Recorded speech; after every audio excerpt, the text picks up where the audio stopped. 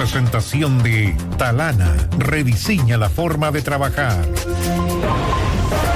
Ayer cayó fuertemente la Bolsa de Comercio de Santiago. Cayó un 2,23% en su indicador principal y en el índice general un 2,27%. Al alza quedó la Bolsa de Nueva York. En Wall Street el Dow Jones subió un 0,7% y el Nasdaq un 1,29%. Y el dólar también subió 9 pesos con 80 centavos, su mayor baja diaria desde su mayor valor desde enero de este año está en 845 pesos con 50 centavos comprador y 845 pesos con 80 centavos vendedor en el día de ayer. El euro está en 900 pesos con 45 centavos. La unidad de fomento para hoy, 32.095 pesos con 84 centavos. Lo que sí bajó fue el precio del cobre, que perdió un marcado 3,04% en la Bolsa de Metales de Londres. Quedó ayer en $4 con 49 centavos la libra. Hasta ahora sin cambios, está igual, $4 con 49 centavos en su cotización en línea. Esa es una de las razones por el aumento del precio del dólar en el día de ayer.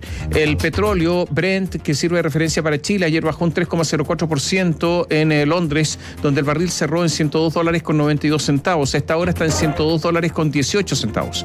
En Nueva York el WTI disminuyó un 3,46%, se cotizó en $98 con 54. A esta hora está en $98 con 32. ¿Qué pasó con el dólar ayer? Busquemos algunas explicaciones. Les contábamos que cerró la jornada con un aumento de 10 pesos.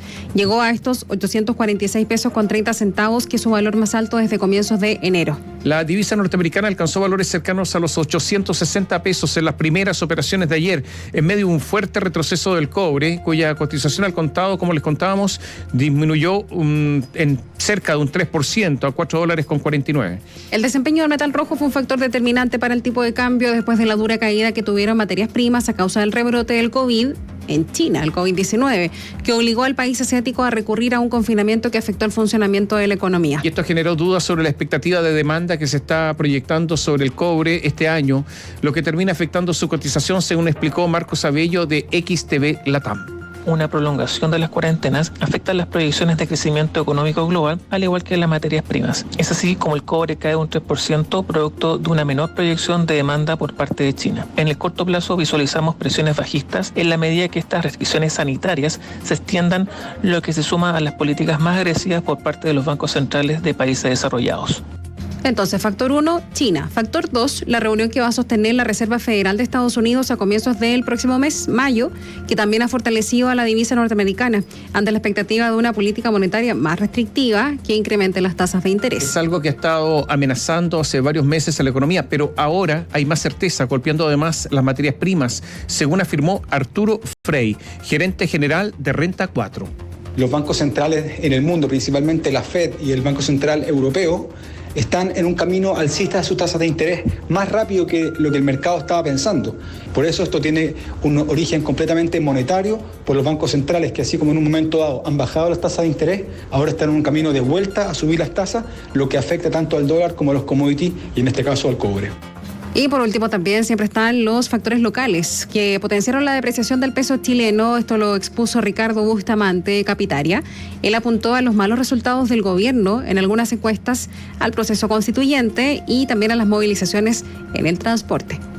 Por supuesto que los bloqueos generan cierto temor con respecto a la situación económica en Chile, que ya tiene expectativas débiles, y a eso se suma la incertidumbre política en medio de la convención constituyente, y que también tenemos unas situaciones que no han gustado mucho a los mercados, especialmente en el ámbito de la confianza con respecto al país, dando un apoyo adicional al billete verde en nuestro país. En lo que va de abril, el precio del dólar ha tenido un salto de más de 65 pesos. Desde los 781 pesos de inicio de mes, el precio del cobre, en tanto, registra un retroceso de casi 15 pesos. Ayer el gobierno logró un acuerdo con la CUT, la Central Unitaria de Trabajadores, y propondrá al Congreso un proyecto de ley de reajuste para elevar el salario mínimo legal hasta 400.000 pesos en el mes de agosto. El Ministerio de Hacienda además allanó un mecanismo que compensará el incremento que registra los precios de la canasta básica mes a mes. Y tenemos detalles con Joaquín Aguilera. Buenos días, Joaquín. Hola, Joaquín. Hola, buenos días. Y fueron 6 horas de reunión en el Ministerio de Hacienda.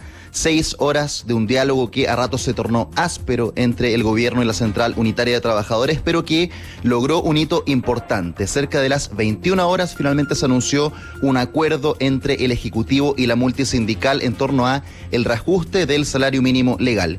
Esto es relevante porque no ocurría hace 6 años y esta discusión se había alojado más bien siempre en el último tiempo en el Congreso. En el Congreso se había resuelto un reajuste del salario mínimo legal que no había podido ser consensuado entre gobierno y la CUT. Uno de los puntos más relevantes que permitió, por supuesto, destrabar esta negociación fue adelantar lo que el gobierno en realidad se había planteado para este 2022 como una meta, pero para todo el año, y que era elevar el sueldo básico a 400.000 pesos. En concreto, el reajuste que vamos a ver ahora en el mes de mayo será de 30.000 pesos, lo que implica que el sueldo básico subirá desde 350.000 a 380.000 pesos y luego 20.000 pesos más en el mes de agosto, completando así esta meta de los 400.000 pesos. Incluso además se plantea un incremento adicional de 10.000 pesos que podría ocurrir en el mes de enero, siempre y cuando la inflación acumulada este año supere el 7%.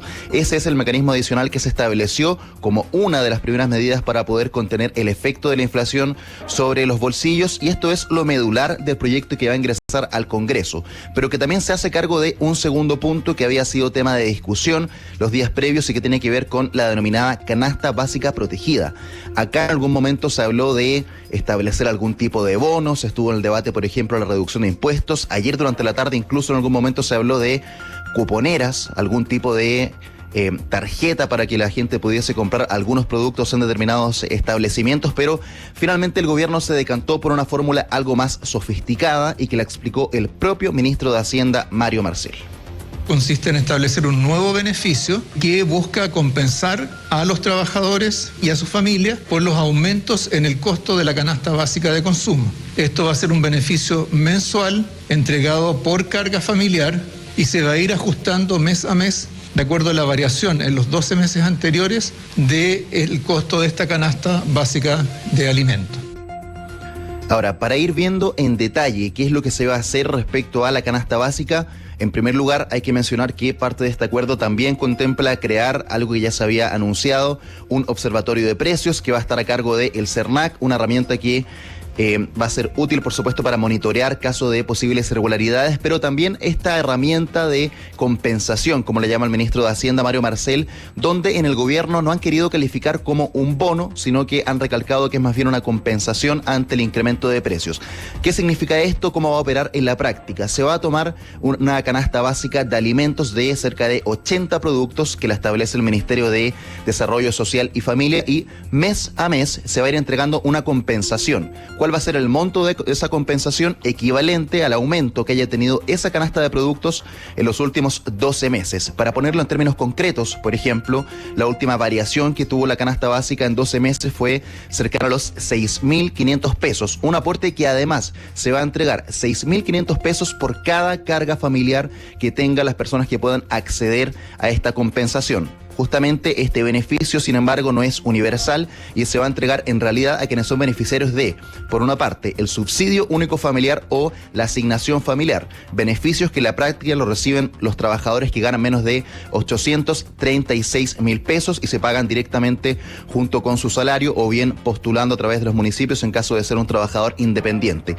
Va a ser ese el mecanismo que finalmente el gobierno eligió para esta canasta básica protegida, un aporte que va a ser equivalente a el aumento anual que tengan los costos de estos productos básicos, y en realidad respecto a esta herramienta hubo conformidad también de parte de la CUT. Su secretario general, Eric Campos, así lo destacó, y también mencionando que sobre todo para los meses de invierno se va a producir un efecto que se va a potenciar. Por una parte, este incremento inmediato que va a tener el sueldo mínimo de 30.000 pesos a contar del mes de mayo, junto con este pago de esta compensación que además, al ser el primer pago cerca del mes de junio, va a tener un efecto acumulativo respecto a lo que ya se acumuló en cuanto al alza de los productos en el mes de mayo. Yo creo que estamos un poco capturados en una política pública en base a los bonos. Yo creo que eso no, si bien es atractivo, no es sostenible. Por lo tanto, nosotros estamos para hacer políticas públicas de largo aliento. Uno esperaría, sí, por supuesto, siempre esperamos que hubiese sido más. Sin embargo, creemos que se da una relación bien interesante entre el aumento inmediato de los 30.000 pesos más esta asignación por 60.000 pesos si tiene 3 cargas. Ahora, otro punto que ayer se mencionó, por ejemplo, pero que no se profundizó, tiene que ver con el apoyo a la pequeña y mediana empresa. Un punto que probablemente va a ser una controversia relevante luego de la discusión que va a tener que venir en el Congreso. Esto en detalle no se explicó, dado que, si bien fue mencionado en este acuerdo que se firmó con la CUT, no era tampoco un compromiso que tuviese mucha relación con lo que tiene que ver con el mundo sindical, pero sí era un compromiso que el gobierno había tomado respecto a este aumento del sueldo mínimo. Lo que se dijo es que se va a entregar una compensación transitoria que va a amortiguar este incremento, pero lo que mencionó el ministro de Hacienda, Mario Marcel, es que esto va a ir dirigido a la micro y pequeña empresa, es decir, empresas que tengan hasta 49 trabajadores, si es que nos apegamos a la definición legal de micro y pequeña empresa. De hecho, la directora de presupuestos, Javiera Martínez, también se refirió al costo fiscal que va a tener este acuerdo, contemplando tanto este subsidio para las pymes y también la compensación que se va a establecer por la inflación. El costo fiscal de ambas dos medidas rodea los 270.000 millones de pesos. Va a ser financiado con el Fondo de Emergencia Transitorio. El detalle va a ser ingresado con el informe financiero al mismo tiempo que ingresa la ley. Y ya lo adelantaba el propio ministro de Hacienda, Mario Marcel, hace instantes. Este proyecto probablemente va a ingresar el viernes al Congreso, justo en el límite legal que tienen para poder hacerlo. Y lo cierto es que hay puntos que van a seguir preocupando la discusión legislativa. Lo dijo, por ejemplo, el senador de Renovación Nacional, José García Ruminot, que integra la Comisión de Hacienda del Senado, quien dijo, por una parte, que tiene algunos reparos respecto a cuál es la fórmula de pago de esta compensación. No le cierra la idea de que pueda ir junto con la asignación familiar, pero también hay que revisar, sobre todo, qué es lo que se va a hacer en detalle para apoyar a las pequeñas empresas. Durante la discusión parlamentaria veremos en detalle los mecanismos de compensación para pequeñas empresas que puedan enfrentar dificultades para pagar estos mayores niveles de salario mínimo. Entre ellas me preocupa de manera muy especial aquellas empresas prestadoras de servicios sociales, por ejemplo, hogares de adultos mayores. Ahora, por supuesto, todavía hay detalles que afinar. Probablemente va a ser relevante lo que pueda opinar el mundo de la pequeña y mediana empresa, pero el gobierno confía que, habiendo logrado este acuerdo con la CUT, viene a blindar en cierta forma este acuerdo para poder sacarlo en forma prácticamente íntegra del Congreso. Habrá que ver cuáles son las reacciones también allá, aunque hay conformidad en cierta forma de que el sueldo mínimo haya subido ya a 400.000 pesos antes de fin de año, algo que ya estaban prácticamente en todos los sectores solicitando. Habrá que ver cómo decanta esta negociación después de una negociación con la CUT que no fue fácil. Fueron 6 horas de reuniones que fueron bastante intensas también ayer en el Ministerio de Hacienda, Tomás Catri. Lo que pasa es que la inflación se está comiendo todo, entonces vamos a ver. Lo que pasa es que los productos no van a subir tanto, estoy hablando de las pequeñas y medianas empresas, lo que producen no va a subir tanto como el incremento de costos, porque en algún momento esto se empieza a ajustar. Vamos a ver cuál es el mecanismo, vamos a ver los recursos involucrados, si es que esto se sale de la ley de presupuesto o no. Dicen que no, que son los recursos que existen, pero como la situación se está precipitando, vamos a ver si alcanza todo esto. ¿Y cuándo se podría comenzar a pagar? Además, porque hay varias instituciones o elementos que incorporan estos anuncios. Tú nos mencionabas este observatorio de precios que se tiene que presentar como parte del proyecto de ley, más allá del trabajo parlamentario. Podría pasar harto tiempo, ¿no? Sí, a ver, acá respecto a el nuevo sueldo mínimo, que en rigor tiene que comenzar a regir en mayo, lo que suele ocurrir siempre es que esta negociación se retrasa y si bien no se paga de inmediato en mayo, luego se paga en forma retroactiva. Es decir, que en junio la gente puede recibir el sueldo mínimo reajustado, tanto por los valores de mayo como los de junio. En cuanto a lo que tiene que ver con esta compensación de la canasta básica, que es probablemente donde había la mayor atención, ahí el ministro de Hacienda, Mario Marcel, dijo que lo que ellos están esperando es poder concretar este primer pago en el mes de julio.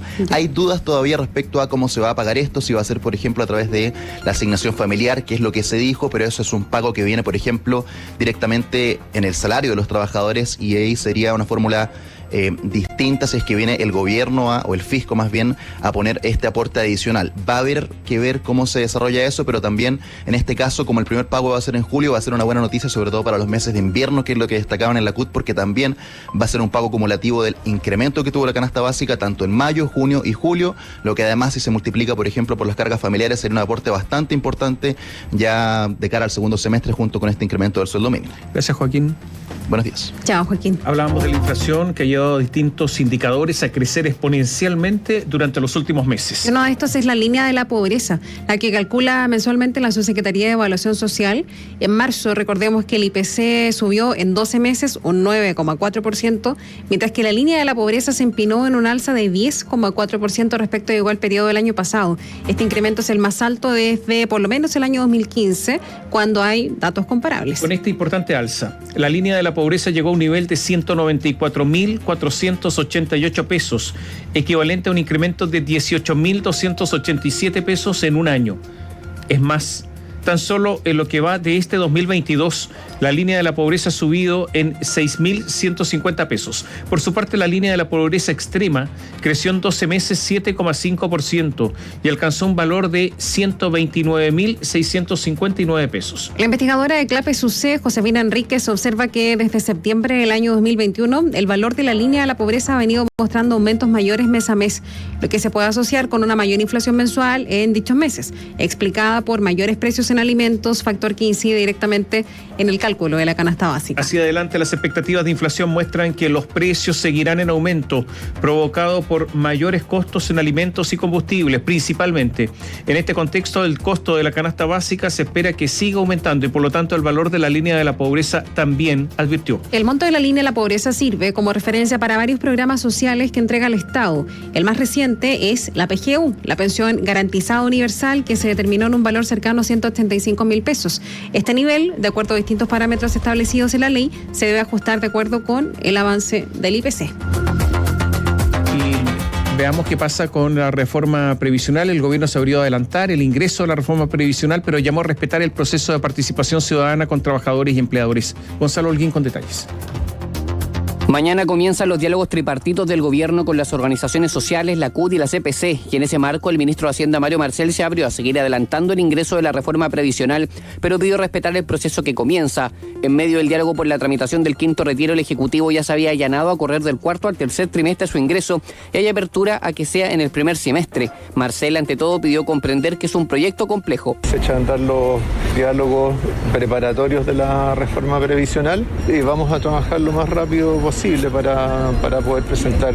Ya se ha producido un anticipo significativo respecto a lo que estaba originalmente programado y si existen espacios para poder acelerar aún más, por supuesto que los vamos a tratar de aprovechar. El senador y presidente de Renovación Nacional, Francisco Chaguán, recordó que el bloque opositor trabaja en una propuesta propia y señaló que la oposición está por crear un organismo estatal de administración de fondos que se añada al sistema actual. Tenemos una responsabilidad respecto del pilar contributivo, aumentar la cotización para los trabajadores por parte del empleador. Nosotros no tenemos miedo, por ejemplo, a establecer una administradora de fondos de pensiones del Estado. Queremos volver a emplazar al gobierno, que es clave que los fondos previsionales de los trabajadores les pertenecen. Esto último se relaciona con los proyectos de inexpropiabilidad que tanto en mensaje como en moción ya iniciaron su trámite. El jefe de bancada de la UDI, Jorge Alessandri, aclaró cuál es la principal diferencia entre ambos. La nuestra le suma la libertad para elegir administrador.